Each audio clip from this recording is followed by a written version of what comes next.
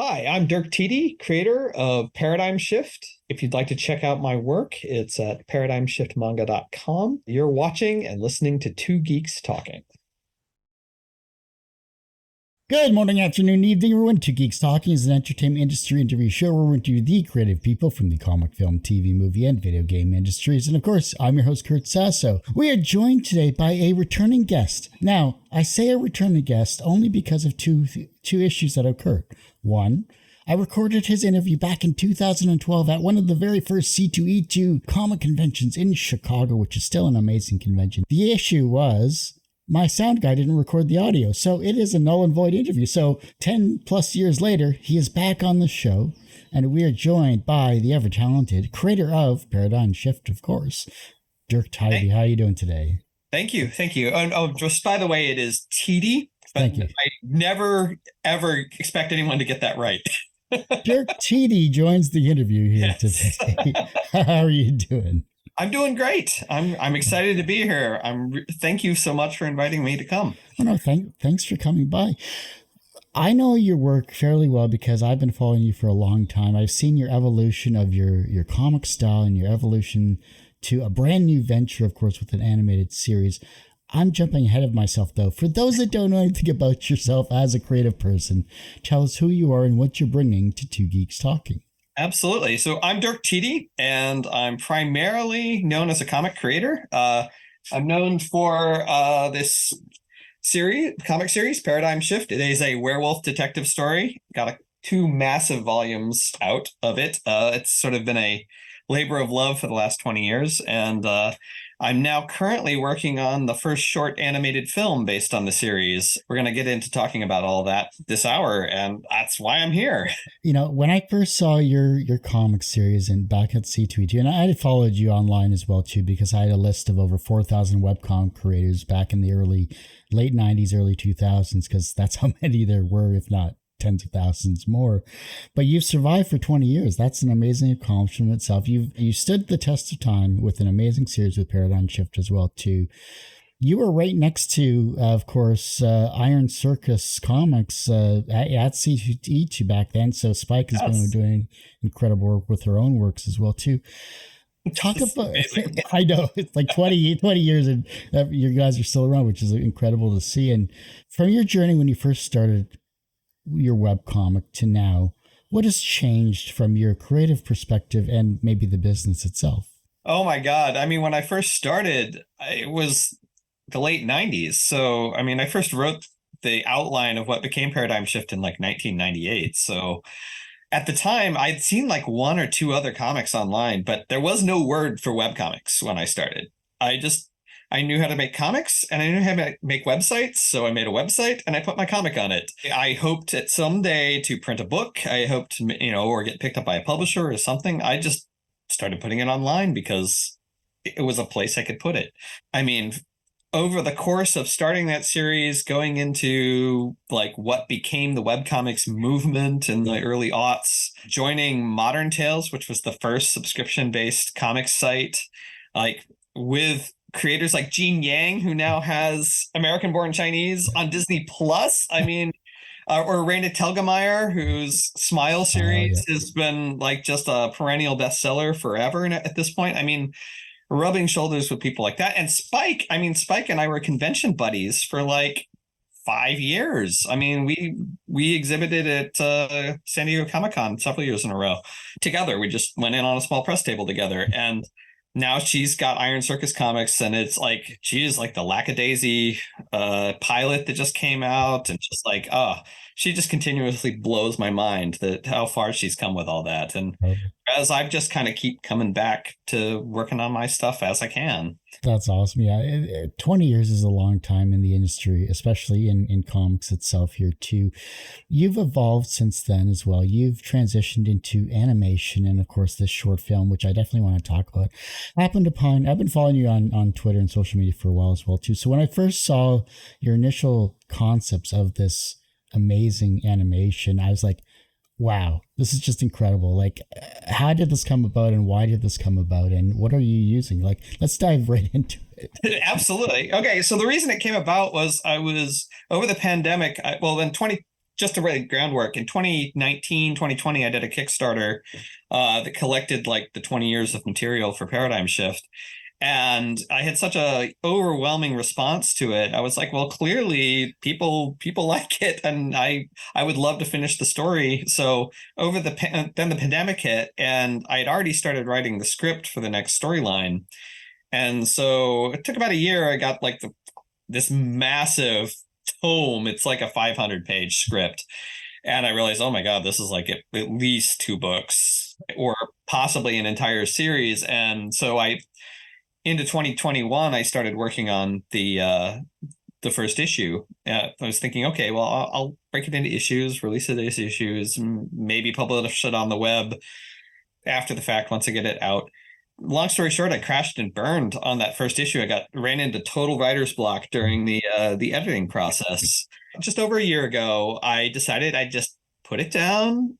It occurred to me long ago when I first started the series that I would love to see it animated. I've always wanted to see it animated. I mean, half the reason I was like pushing into the comics industry was hoping that maybe it would get some attention and maybe somebody would want to turn it into a series, because I love movies. I love TV. It's half the reason I do comics is because it's easy to do by yourself. You don't have to have a giant team and whatnot. But fast forward 20 years, like suddenly the hardware is there, the software is there. I put this issue down and was like, I'm going to start. I've wanted to do like a 3D transformation of Kate, my werewolf character, since the very beginning. I dabbled with this software called DAZ 3D Studio, on and off, just to like as a virtual character reference or just, to poke around. And so I kind of knew how the basics of character stuff worked. And I was like, I want to learn Blender. All right, well, let's see if I can like take one of these free models and modify it. And so like it became like a little side project about April last year. And fast forward about 4 weeks, I had a completely transformable version of Kate in this version of DAZ Studio. And I'd sort of learned Blender. I'd taken like a tutorial thing like the summer before. I'd never really, so I had the basics of the program, and I had done 3D stuff like way back in the day, but it's been sort of an extra tool that I can use, but it wasn't my primary thing. So I sort of like sat down and like just I was just totally obsessed with it.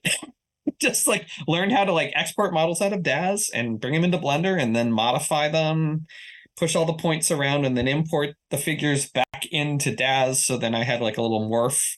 So I had like the werewolf version and the human version. I could just do this little slider and it would transform and go whoop. And I was like, oh, this is awesome.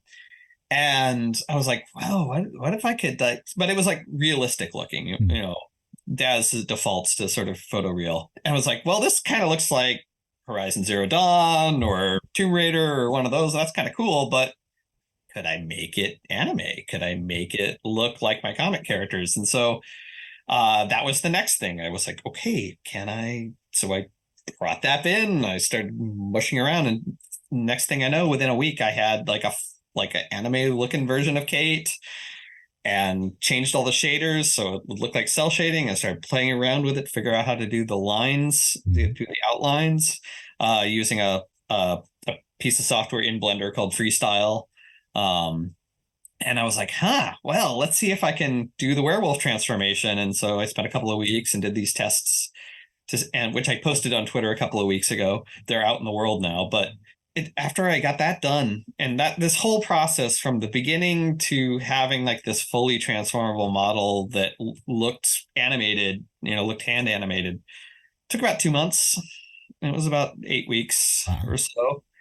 I was building off of skills that I already had, but like I love the technical side of creativity too. Like I've always been kind of a computer guy, is on top of being an illustrator and artist. And once I had that, I was like, I got to do something with this. So my initial thought was, well, maybe I'll make a little music video and I'll do the transformation sequence, and it'll be about 2 minutes long, and that'll be awesome. Like that would just be fun. And so I like made some sets and did some tests. And about July, I started work on what became the film. And what happened was I just got so into it that I kept having more ideas. So the next thing I know, I just started another scene and started animating it. And it was sort of like, using sections of the comic as storyboarding, but then I'd come up with some new stuff to kind of tie things together so I could kind of put it together into this sequence.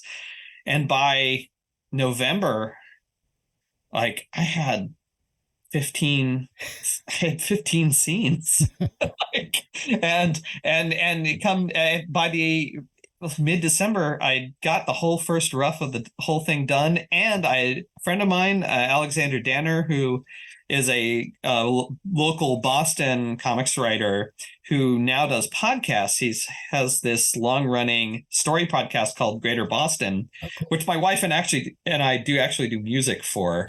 He brought us into like a recording studio last summer, and like we got to like record like in a real music studio. It was amazing. Anyway, I got to talking with him at Mice, which is the big independent comics show up here. And I was like, yeah, I'm working on this animated film. I'd love to talk to you about sound. And he was like, well, I'm doing a class on doing sound for film right now, and I need something for my final project. I was like, well, tell you what, I'll just send you what I got and see what you can do with it. And then in December, I was just finishing up the last scenes that I'd created, and I get this email with like basically 3/4 of my film with sound in it, including a friend who like does the voice of Kate as she's transforming. Oh, wow. And I was like, oh, this is amazing. So using that, I like quick brought it all into Premiere and like put all the scenes in and brought a couple of music tracks that I had made like a year before that I knew I wanted to use that were going to be the basis of the music video. Wow. Edited, and so like about December 15th, I had the whole rough cut of the film, and it's 7 minutes long. It's like 7 minutes of material. I was like, I have a movie. It's not ready, but it's the rough is there. And so I've basically, since January, I've been going back through each scene and cleaning it up. And I just finished the second to last scene. Oh, wow. So I will be done in about 2 weeks with all the visuals. And then I got to go back through and do the sound pass. Mm-hmm. So I'm meeting with the owner of a local brew pub this week, and we're going to nail down a time and date for the premiere. And I'm going to premiere it at the local brew pub because he's got a screen and a sound system, and I know him because I was actually just there this morning playing music. Yeah, we're going to do a local premiere, and it's going to be awesome. And then I'm going to start submitting it to film festivals and talking to conventions and things about maybe showings around. The overall time of your short film is what? Is it 7 minutes in total? Yeah, it's about 7.5 minutes or so, minus the credits. For a short film, that is respectable because it's usually 5 to 30 minutes for a short. So, I mean, you're set in a great time frame that you can easily hit those short film festivals, no problem. So that's what I do as well, too. I produce and I do all that stuff on the side compared to this, but it's just amazing. You're taking an amazing comic, you're putting in an animation. I'm thinking back to things like Scott Christian Sava's Dreamland Chronicles. I'm thinking back to Pam Harrison's, House of Muses. I'm looking back at all these old webcomics that utilize 3D anime or 3D models and things like that. And now we see paradigm shift now in animated form. Like, why not just lock it in and go the lackadaisy route and go a 2 hour or an hour and 20-minute feature? Well, I have ideas. I definitely have ideas. I would definitely have to go. This I've managed to do all by myself, aside from the sound production. To do anything more would require a team, but I think that might be doable. Once the film's done, I'm going to start experimenting. There's a local art school I've been working with lately and getting to know some of the animation students. And so I'm going to be definitely setting up internships in the fall, possibly working with some of the recent grads on doing some like freelance work to see if I can work together on projects. Because I would love to do a pilot, kind of like the Lackadaisy thing. Yeah. Even if I could get a small team of like 10 people, I think it would be very doable. Yeah.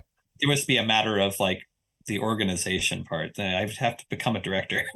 So I'm used to working entirely by myself. But I think this is something I could definitely see how the little pieces could be farmed out to like, somebody who specializes in modeling, somebody specializes in character rigging, someone who specializes in modeling for like backgrounds, somebody who specializes in compositing, obviously sound, that sort of thing. Like each of these are separate jobs. I'm wearing all the hats right now, but it would be very easy to be able to, like, as long as I found some people I could work with to like pass things off, and then my main skill set as a generalist would be as the director. I can envision it in a way that I've never been able to envision trying to like make a team out of doing my comics. It just doesn't really, that doesn't work. The fact that you've done everything solo for 20 years, I'm sure it's difficult to let go of certain aspects and certain things. Yeah. On the other hand, if you find talented people who do like, who are better at the thing than you are, then have at it. Yes. I might be able to pry things out of my hands a little bit. I'm with you on that. I completely understand. The flexibility of learning new software is interesting because it's about time management, and it's about allotting your energy into, say, learning like Blender or that other software you mentioned, etc. Yeah. I'm thinking back to 3D Studio Max when I used to do like architectural design and things like that back in the day as well too. But what is it about Blender that just made your process more complete, or how did you find the software when you were first working with it? I'm kind of curious from a beginner to your current expertise status. Well, when I first started to play with it, I was looking for alternatives to SketchUp because I've used SketchUp for like 15 years at this point, but it's now paid. It's not free anymore. So I've been paying like the annual fee for it, which is, $300. It's not cheap, but it's not overly expensive either. I always have thought in 3D. I've used 3D packages going back to the mid 90s. So even things in PS, I build sets in 3D and use them to help speed up the background work these days. Like for at least since the end of part 3, like I've basically been using 3D models to like speed up that process. I was like, Blender, this has been around forever. It's free. It can do a lot. I'd love to learn a little more about it. Plus, I was over the pandemic, I was playing a ton of video games. Like I had not played anything in like 10 years, and I came back and like put Windows on my iMac and was like playing the Tomb Raider reboots and going like, wow, yeah, like, oh my God, like video games got really good while I was away. It's like suddenly, they have like decent stories now, and like Horizon Zero Dawn just completely blew my mind. It's just like, holy crap, what a great game. Like, so I was like, it's kind of fun to play with some 3D stuff again. So I did like a tutorial from a guy, Blender Guru, on YouTube. It was like a 20-part series, something. I just made a chair. That's all I did. I modeled a chair. But it taught me the basics of how the software worked, the difference between the different modes and how you basically move stuff around in it. And so I had sort of a basic understanding of how Blender worked. That was like 2 days out of my summer, a year and a half ago at this point. I do like learning new software. I like learning, especially when I have a project. But yeah, for this, it's because I had the project. I learned the software to do the project. Did tutorials when I ran into a stumbling block, like, okay, I'm working. How do I do this? Okay, over to YouTube, blah, blah, blah. Do a quick tutorial. Oh, okay, that's how it works. Go back, continue on in project. Like basically that's how I've worked for the past year. It's like I haven't been doing as much jumping into YouTube since 2023 hit, because I know more or less what I need at this point. Now it's just refinement. Although I did take a break in December and signed up for Blender Studio, which is their animation, like the Blender Institute has an animation studio attached to it, and they put out a short film every year, and they share all the assets. They share like tutorials. It's like a paid thing, but it's like $10 a month to access all that stuff. And I was like, oh yeah, hell yes. And so I signed up for that and did a bunch of tutorials on that and learned a ton about like some of the more nitty gritty details about things like actual animation, doing walk cycles, doing like timing, stuff that I was just sort of winging for the whole first draft of the film, just using my sense of timing. I mean, also a musician, so I do have a sense of time. And my, even the comics, when I'm writing the scripts, it's like a movie that plays in my head. Characters move around. They move around, they talk. It's all in my mind's eye. So in some ways, doing the animation, once I had the figures all rigged up, I could just move them around and have them do what I want in a way that is pretty efficient. And then I have to go back and clean it up. But so basically, I just use a project to learn any new tool. It's always been that way. And then I just use my research to like help me when I run into a problem. How do I problem solve it? Google's your friend. But it's good that you're using your time efficiently to do what you need. It's not like you're trying to do like a video game or something like that based off of, although technically you actually. I mean, that'd be awesome, but no, like that is definitely something that would require a team. Right. Then how has music informed your creativity in terms of not only the comic, but of course with your short film? Music is sort of my hobby. It's my outlet. It's a creative outlet that isn't attached to my career. It's something that has no stakes attached to it. It's just fun. I mean, obviously there's elements of, I have like soundtracks or things that I'll listen to while I'm creating, and I have sort of a tonal sense of what, like if there was a soundtrack to a particular scene or whatnot, like I have a sense of like, oh yeah, this would be some like Nine Inch Nails style industrial thing here with the werewolf action. Like I know what that would sound like, but they've kind of been separate up until now. And then with the film is the first time I've been able to bring these two things together, where I have my stories and then I have my music, and I can actually put them together into a thing. There was some creative time in the last decade where I was looking to do other outlets other than comics, and I started painting, for instance. Yep. And then I decided to like really dig into doing guitar, and then I started recording things, and I was like, I would love to have a real bass, and so then I started playing bass, and like it's just a hobby. It's just a thing that I mean, I call them my joy machines. They're just things that make me happy.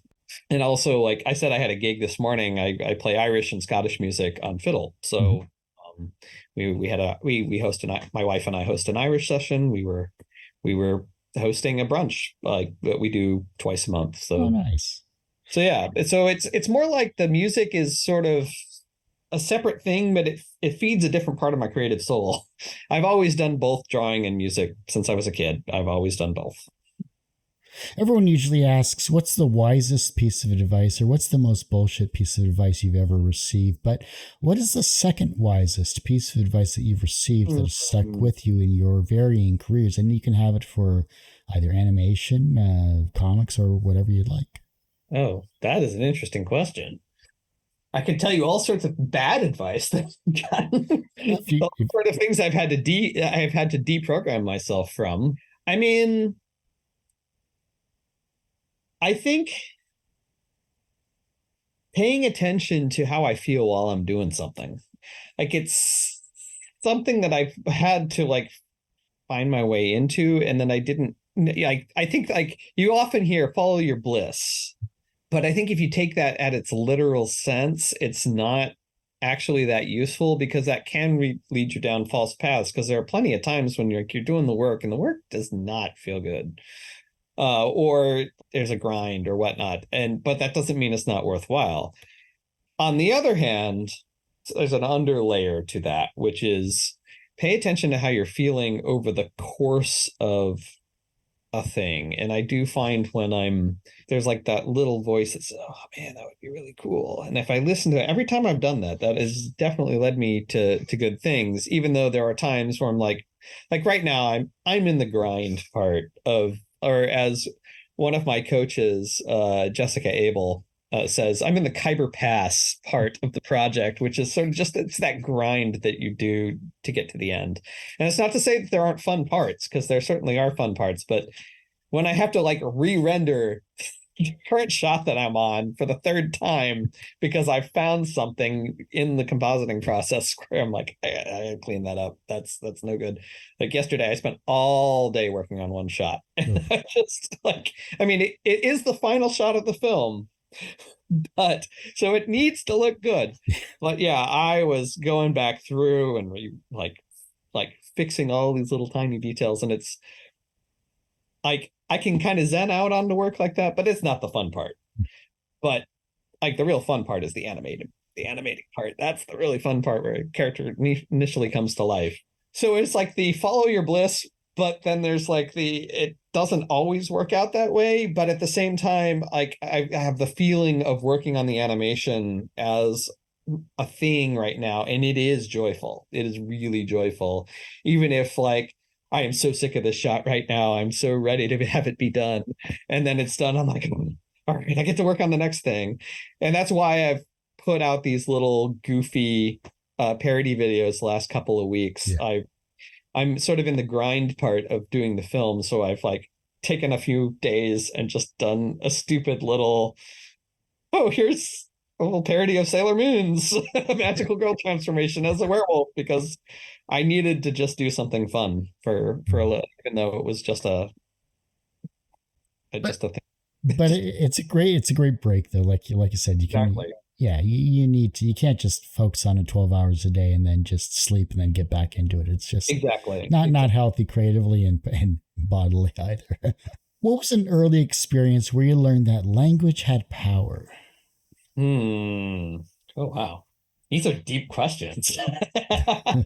uh well, I can give sort of the negative example of that, where you internalize a piece of basically bad advice or negative self-talk. Although it's interesting. So I had a professor, when I was in college, and I went to art school and I got a degree in commercial art, and there was a guy who was like the long time professor. He taught painting and whatnot. And I remember him we were doing a, not a portfolio review, but we were like doing it was my junior year, and we were looking at my body of work.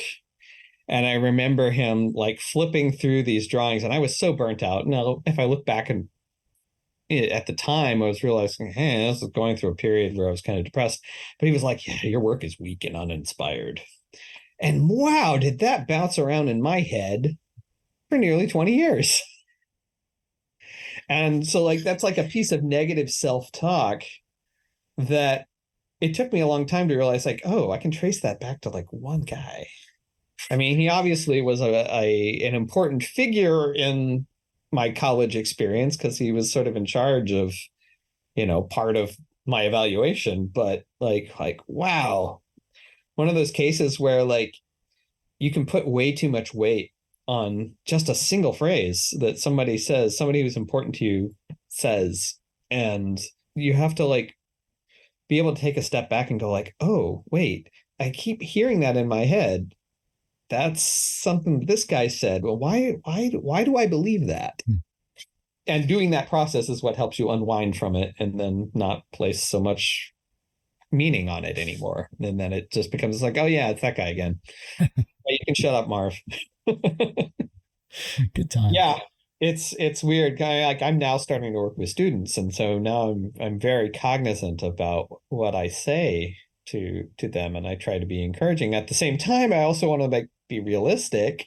I want to make sure that I'm giving them good advice, but I also know that those moments where that helped carry me through was when somebody who was important to me at the time said something, very not just complimentary, but meaningfully like encouraging. That those were the things that helped buoy me through those moments where things were not great. We're informed by the people that have mentored us and who have taught us, and we've learned from our own personal experiences as well too. So it's not like, well, it is an open-ended question. It is something along the lines of everyone answers it differently. So your example for that instance, many have said something similar as well too. Others have thought back to a parental figure that have been that guiding post, etc. There are a variety of different ways you can approach it. But as long as you can work through it and find your own resolution, that's the ultimate end goal, truly, no matter how it all started.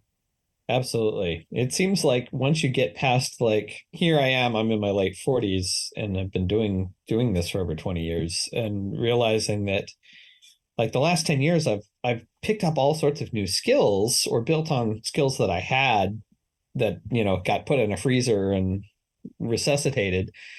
And somewhere along the line, I had to realize, like, oh, the stuff that it's not my skills that are holding me back here. It's totally like my my headspace, my mind space, like where am I at?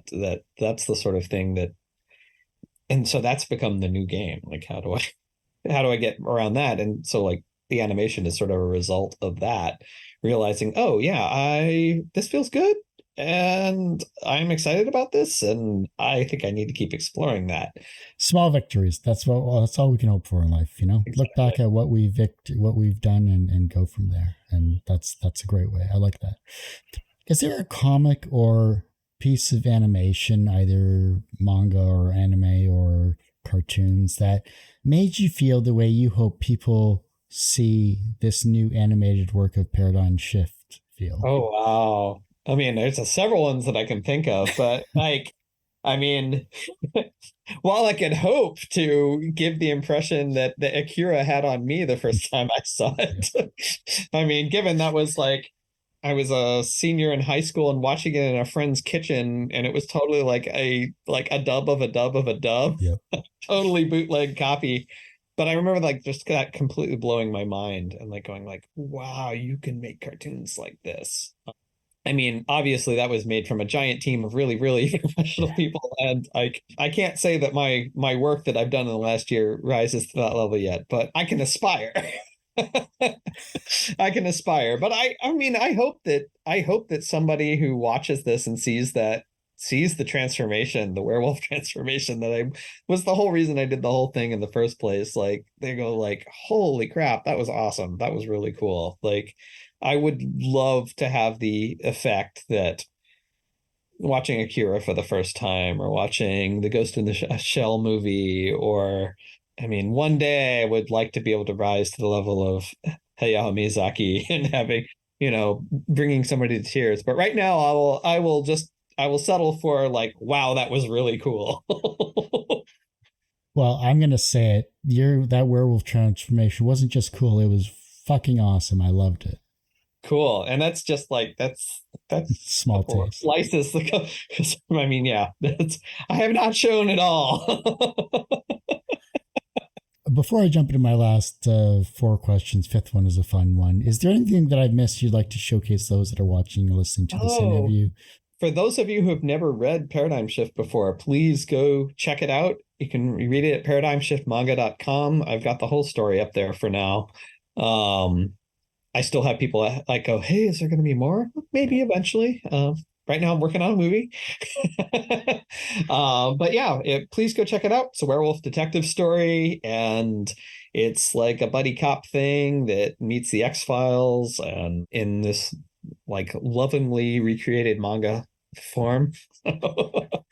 So I hope you check it out. And then my movie will be out this summer. I'm looking at the end of June. It will be coming out soon. It'll be on my YouTube channel, DT Comics. I used to do 2-hour webcomic interviews actually when I first started back in 2008.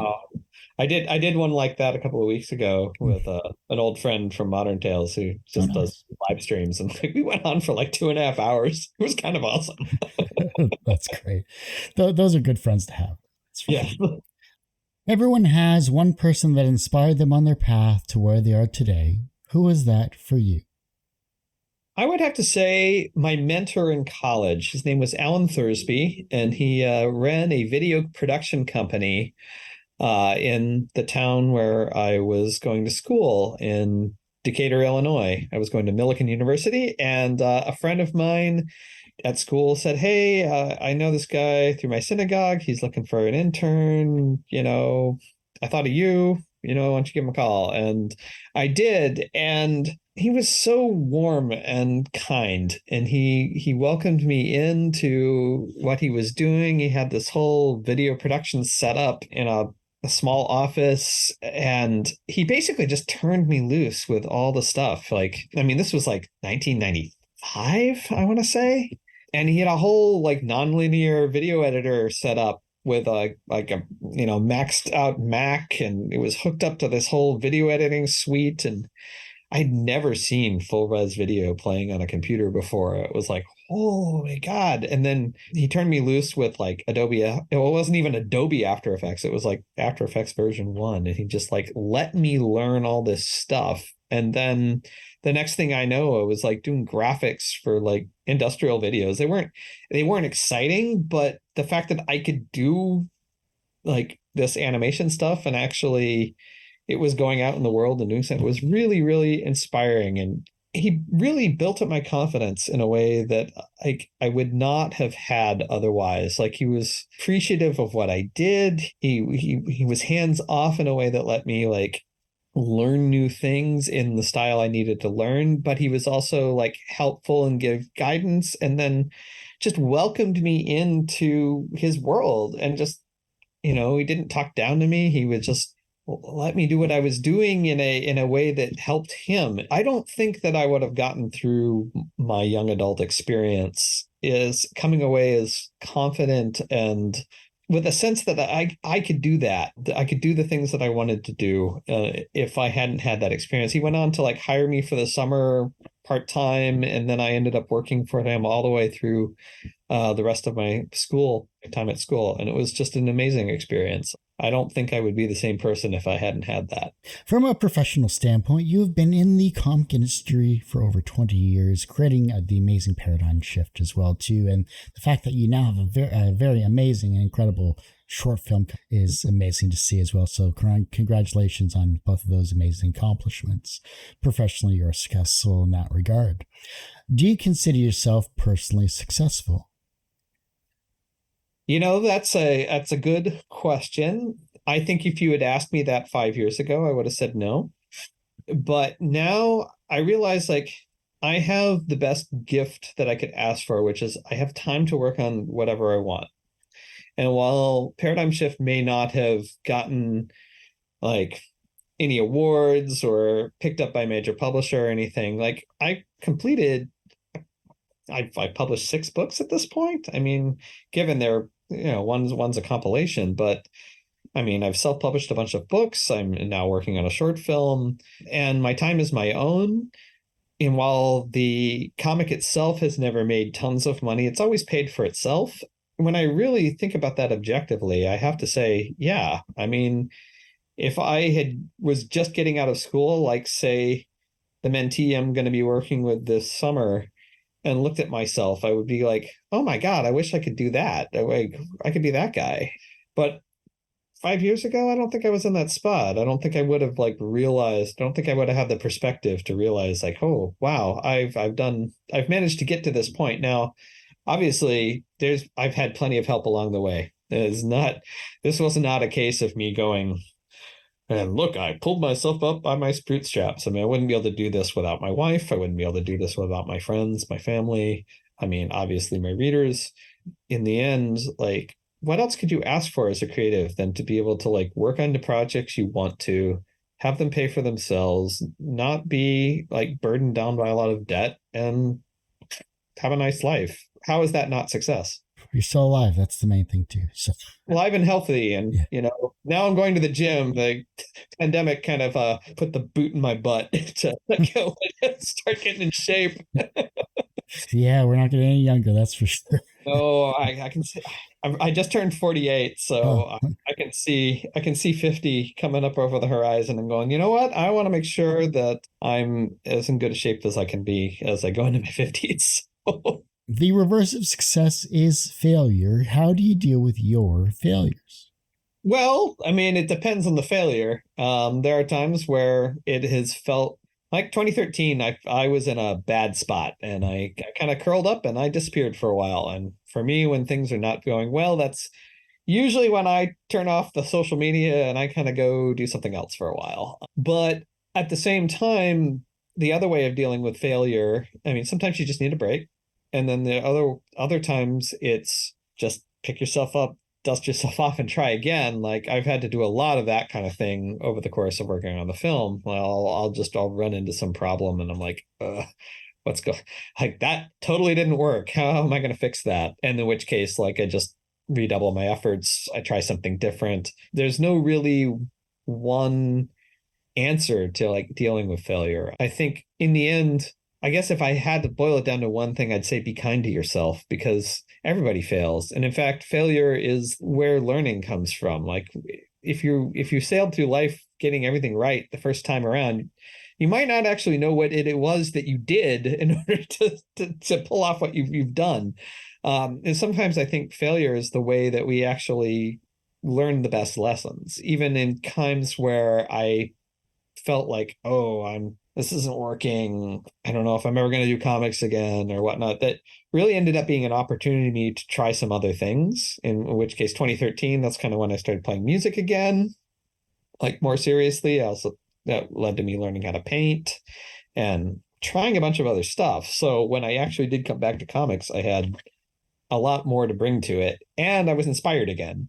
At the time, it felt like a failure, but it turned out to just be an opportunity. And in some ways, like last year when I fell down on working on what was going to become a new issue 1, that ended up being an opportunity to play around with the 3D stuff in animation, which has now led to doing a short film. So things that look like failures turn out to not be failures. They just turn out to be opportunities for trying something else.